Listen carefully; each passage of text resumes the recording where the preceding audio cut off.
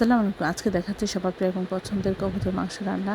প্রথমে তেলের মধ্যে পেঁয়াজ কাঁচামরিচ দিয়ে একটু ভেজে নিয়ে 1 চামচ আদা বাটা 1 চামচ রসুন বাটা দিচ্ছি, দিয়ে একটু ভেজে নিব।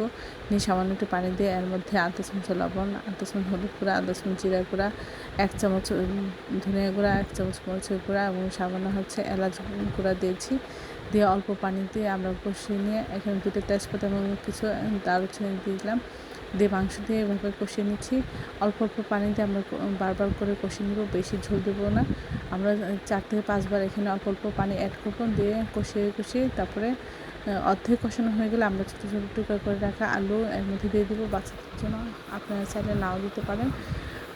এভাবে আবার অল্প পানি দিয়ে কষানো নেব। বারবার কষানো হয়ে গেলে আমরা একটু ঝোল দিব, দিয়ে আধা চামচ জিরা গুঁড়া দিয়ে দিব। এতে স্বাদ এবং ফ্লেভার দুটোই ভালো আসে।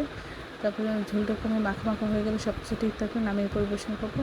সবাই আমার চ্যানেলটি লাইক এবং শেয়ার দেবেন, সাবস্ক্রাইব করবেন, প্রয়োজনকে বেশি বেশি করে শেয়ার দেবেন। আমার চ্যানেলে সব রকম রান্নার রেসিপি রয়েছে, আশা করি